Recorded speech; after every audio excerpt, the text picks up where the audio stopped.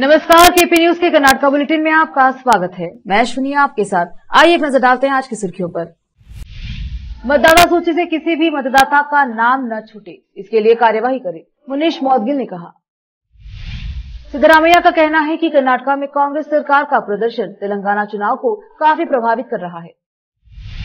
विजेंद्र को राज्य प्रमुख नियुक्त किए जाने से भाजपा कार्यकर्ता अभिभूत, येडियुरप्पा ने कहा। कर्नाटका में पहली बार चुने गए विधायक बोर्ड और निगमों के प्रमुख नहीं होंगे। KIADB प्लॉट आवंटियों से 115 रुपए करोड़ का बकाया वसूला गया, कर्नाटका मंत्री MB पाटिल ने कहा।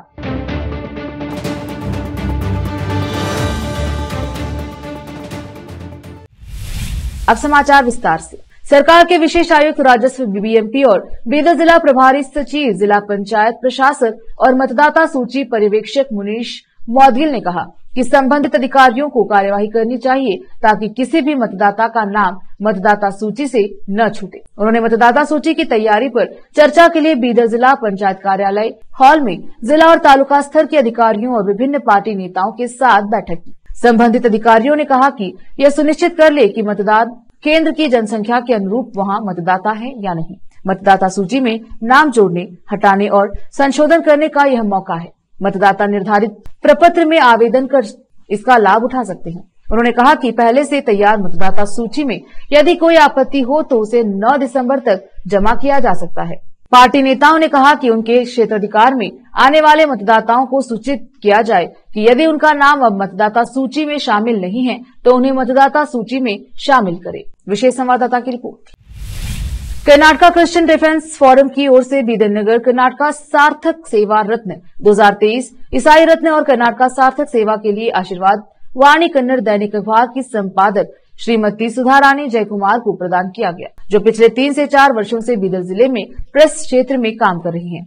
68वें कर्नाटका राज्योत्सव के हिस्से के रूप में रत्न पुरस्कार समारोह 29 तारीख को चन्नबसवा पट्टादेवरू जिला रंग मंदिर में आयोजित किया गया। विशेष संवाददाता की रिपोर्ट। मुख्यमंत्री सिद्धरामैया ने कहा कि कर्नाटका में कांग्रेस सरकार का प्रदर्शन तेलंगाना विधानसभा चुनाव को काफी प्रभावित कर रहा है और विश्वास जताया कि उनकी पार्टी वहां चुनाव जीतेगी। उन्होंने कहा कि प्रधानमंत्री मोदी की घटती लोकप्रियता, जैसा कि कर्नाटका चुनाव में देखा गया, तेलंगाना और अन्य राज्यों में होने वाले चुनाव के नतीजों की भविष्यवाणी करती है। सिद्धरामैया ने कहा, कर्नाटका में कांग्रेस सरकार का प्रदर्शन तेलंगाना विधानसभा चुनाव को काफी प्रभावित कर रहा है। हमारी सरकार की गारंटी योजनाओं की प्रभावशीलता पर व्यापक बहस छिड़ गई है, जिससे प्रधानमंत्री मोदी सहित भाजपा नेताओं में चिंता पैदा हो गई है, जो कर्नाटका की सफलता के कारण हार से डर रहे हैं। यह देखते हुए कि तेलंगाना में विधानसभा चुनाव कांग्रेस और भाजपा के बीच एक साधारण लड़ाई नहीं है। उन्होंने कहा कि यह सबसे पुरानी पार्टी की ईमानदारी और भाजपा पार्टी के झूठ के बीच एक टकराव है। अनुभवी बीजेपी नेता और कर्नाटका के पूर्व मुख्यमंत्री BS येडियुरप्पा ने दावा किया कि उनके बेटे और विधायक BY विजेंद्र को प्रदेश अध्यक्ष नियुक्त किया जाने के बाद पार्टी कार्यकर्ता अभिभूत हैं और उनका हर जगह भव्य स्वागत किया जा रहा है। विजेंद्र को सम्मानित करने के बाद सभा को संबोधित करते हुए उन्होंने दावा किया कि विजेंद्र की नियुक्ति के बाद पार्टी कार्यकर्ताओं में उत्साह बढ़ा है। उन्होंने दावा किया कि राज्य के लोग राज्य सरकार से सावधान हो रहे हैं, वे कांग्रेस सरकार को कोस रहे हैं। येडियुरप्पा ने कहा, अगर आज चुनाव होते हैं तो भाजपा राज्य में 135 से 136 सीटें जीतेगी। विजेंद्र के प्रदेश अध्यक्ष बनने के बाद स्थिति भाजपा के लिए अनुकूल हो गई है। उन्होंने कहा कि विजेंद्र की नियुक्ति मीडिया रिपोर्ट्स और विश्लेषणों के आधार पर की गई है। अगर चुनाव होते हैं तो बीजेपी बहुमत हासिल करेगी। उन्होंने कहा, हमें संसदीय चुनाव में सभी 28 सीटें जीतनी है और अपनी ताकत दिखानी है। रुकते हैं छोटे से ब्रेक के लिए, जल्द लौटेंगे ब्रेक के बाद।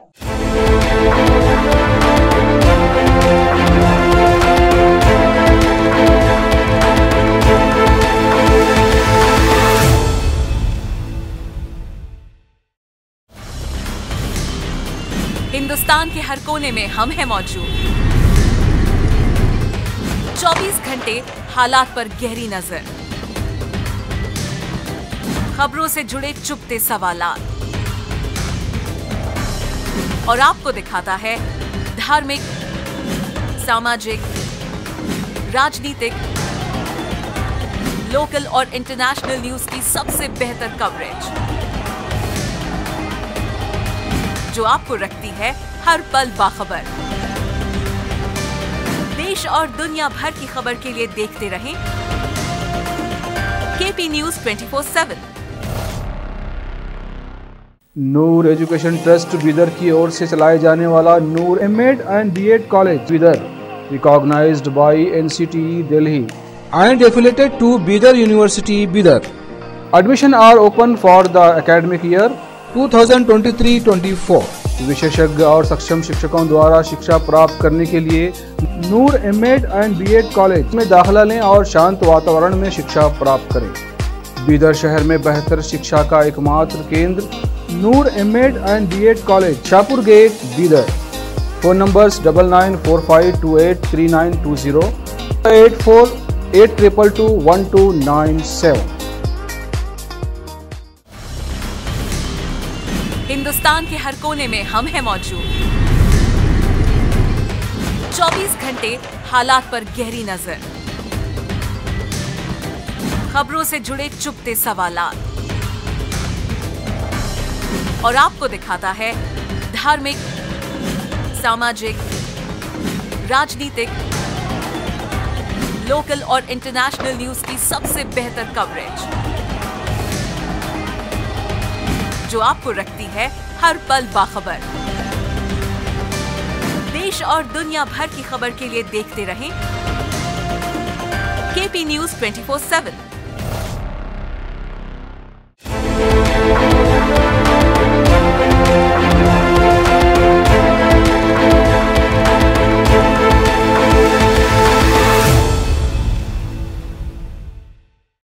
ब्रेक के बाद स्वागत है आपका। देखते हैं समाचार। पार्टी आलाकमान के पास पहली सूची पहुंचने के तुरंत बाद बोर्ड और निगमों में नियुक्तियां होने की संभावना है और गुरुवार को तेलंगाना विधानसभा चुनाव समाप्त होते ही इसे जारी किया जा सकता है। यह संकेत देते हुए कि सूची जल्द ही घोषित की जा सकती है। उप मुख्यमंत्री और राज्य कांग्रेस अध्यक्ष डीके शिव कुमार ने कहा कि पहली बार विधायकों को ये पद नहीं मिलेंगे। उन्होंने कहा, पहली बार के विधायकों को पहली सूची में जगह नहीं दी गई है और पार्टी कार्यकर्ताओं को अगली सूची में जगह दी जाएगी। मुख्यमंत्री सिद्धरामैया, कांग्रेस के राष्ट्रीय महासचिव रणदीप सिंह सुरजेवाला और मैंने पार्टी कार्यकर्ताओं को समायोजित करने पर चर्चा की है। सूची सुरजेवाला को दे दी गई है और वह इसे लेकर दिल्ली जाएंगे। हो सकता है कि सुरजेवाला 10 मई के विधानसभा चुनाव से पहले कुछ नेताओं को पद देने का वादा किया हो, लेकिन सूची पर हमारे केंद्रीय नेता तेलंगाना में चुनाव समाप्त होने के बाद चर्चा करेंगे। अंतिम सूची को आलाकमान द्वारा अनुमोदित किया जाना है। इन नियुक्तियों पर आलंद कांग्रेस विधायक बीआर पाटिल द्वारा जताई गई नाराजगी पर शिव कुमार ने कहा कि उन्हें इसकी जानकारी नहीं है। सभी विधायकों और पार्टी कार्यकर्ताओं को अपनी बात व्यक्त करने का अवसर मिलता है, मैं उनसे बात करूंगा। सूत्रों ने कहा कि दूसरी और तीसरी बार के विधायकों, जिनमें विधानसभा चुनाव से पहले जेडीएस से कांग्रेस में शामिल हुए लोग भी शामिल हैं, जैसे अरसीकेरे विधायक केएम शिवलिंगे गौड़ा को पहली सूची में शामिल किया गया है, जिन लोगों ने भविष्य में भी कैबिनेट फेरबदल के दौरान मंत्री पद नहीं मांगने का फैसला किया है। उन्होंने भी पद के लिए पैरवी की। उन्होंने कहा कि कुछ लोग जो कैबिनेट फेरबदल के बारे में आश्वस्त नहीं थे, उन्होंने भी नियुक्तियों के लिए समझौता कर लिया है।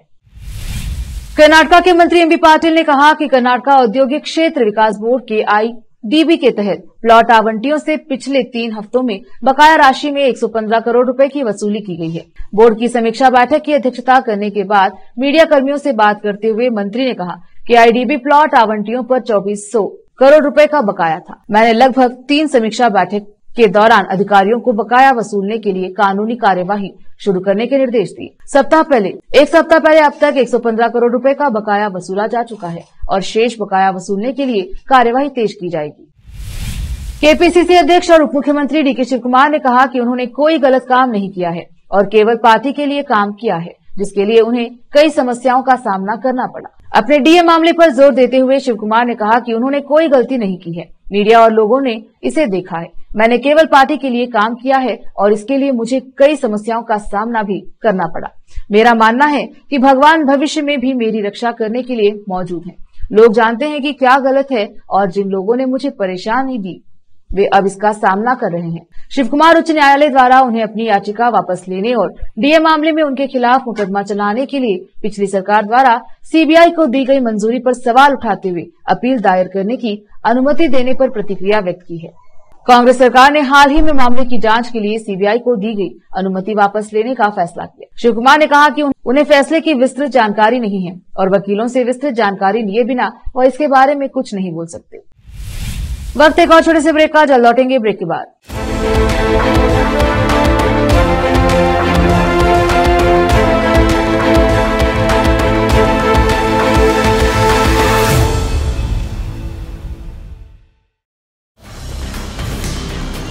हिंदुस्तान के हर कोने में हम हैं मौजूद।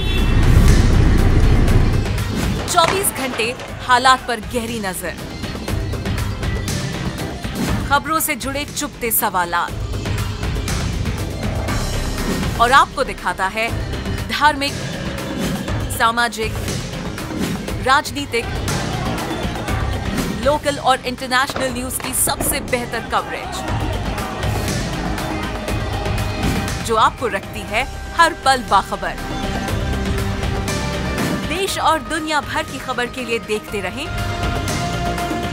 KP news 24/7। Noor education trust Bidar की ओर से चलाए जाने वाला Noor MEd and BEd college Bidar, recognised by NCTE Delhi and affiliated to Bidar University Bidar. Admission are open for the academic year 2023-24. विशेषज्ञ और सक्षम शिक्षकों द्वारा शिक्षा प्राप्त करने के लिए नूर एमएड एंड बीएड कॉलेज में दाखिला लें और शांत वातावरण में शिक्षा प्राप्त करें। बीदर शहर में बेहतर शिक्षा का एकमात्र केंद्र Noor MEd and BEd college, Shahpur gate, Bidar. Phone numbers 9945283920, 8482221297।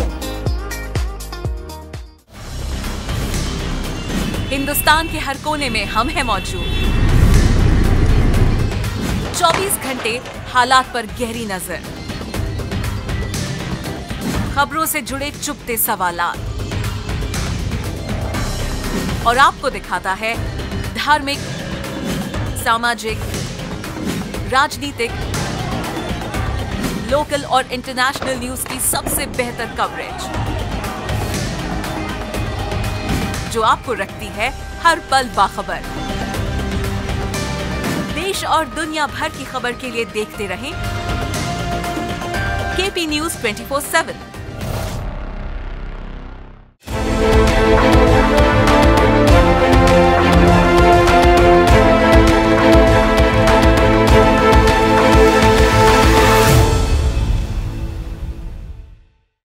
Break के बाद स्वागत है आपका। देखते हैं समाचार।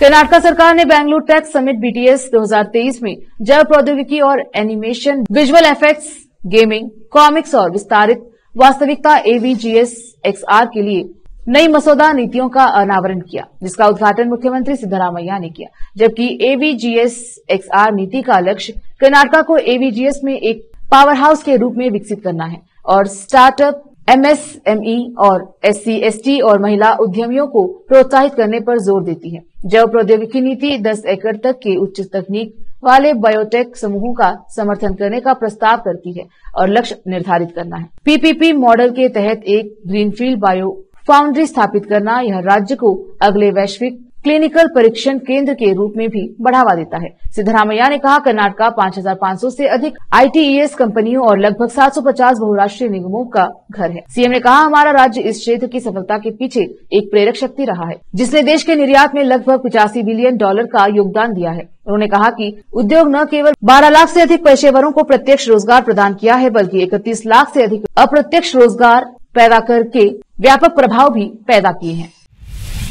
राज्य को झकझोर कर देने वाले कन्या भ्रूण हत्याकांड के बाद कर्नाटक सरकार स्थिति पर चर्चा करने और कार्यवाही शुरू करने के लिए एक आपातकालीन बैठक स्वास्थ्य और परिवार कल्याण विभाग विधानसौधा में बैठक कर रहा और इसकी अध्यक्षता स्वास्थ्य मंत्री दिनेश गुंडूराव ने की। मंत्री राव ने अधिकारियों को राज्य में सामने आए कन्या भ्रूण हत्या के मामले पर चर्चा करने और निवारक उपाय शुरू करने के लिए आवश्यक जानकारी के साथ उपस्थित होने के निर्देश दिए। बैठक में स्वास्थ्य विभाग के प्रमुख सचिव, आयुक्त, परियोजना निदेशक और वरिष्ठ अधिकारी शामिल हुए। हाल ही में बेंगलुरु के सामने आए भ्रूण हत्या घोटाले की जांच में चौंकाने वाला खुलासा हुआ है। आरोपी अब तक 3000 कन्या भ्रूणों का गर्भपात करा चुका है। बेंगलुरु के पुलिस कमिश्नर बी दयानंद ने मंगलवार 28 नवंबर को पत्रकारों को बताया कि जांच से पता चला है कि आरोपी ने अब तक 3000 गर्भपात कराए हैं और पिछले 3 महीनों में 242 कन्या भ्रूणों की हत्या करवा दी है। आरोपियों ने पैसा कमाने के लिए प्रति वर्ष 1000 गर्भपात का लक्ष्य रखा था, क्योंकि वे प्रति गर्भावस्था समाप्ति के लिए 20,000 रूपये से 25,000 रूपये के बीच शुल्क लेते थे। यह घोटाला तब सामने आया जब 15 अक्टूबर को बैपनहल्ली पुलिस ने संदिग्ध रूप से घूम रहे एक वाहन को रोकने की कोशिश की। वाहन का चालक नहीं रुका और पकड़े जाने से पहले पुलिस को उसका पीछा करना पड़ा।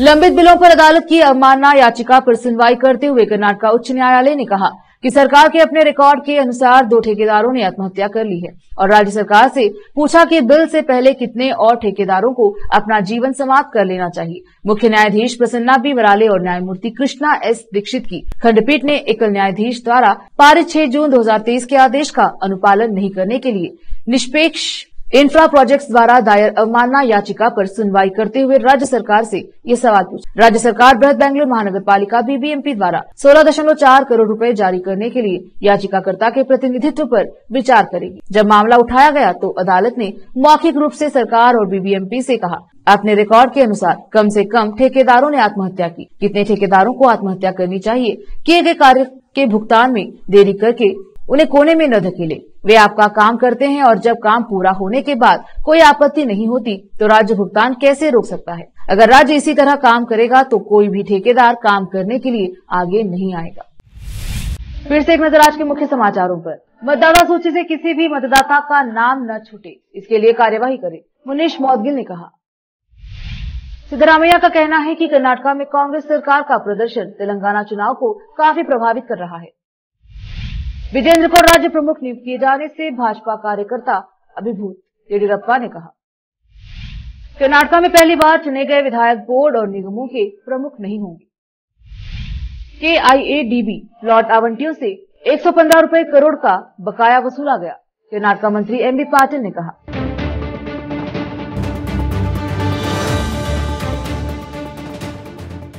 केपी न्यूज के कर्नाटका बुलेटिन में आज इतना ही। देखते रहिए केपी न्यूज 24/7। धन्यवाद।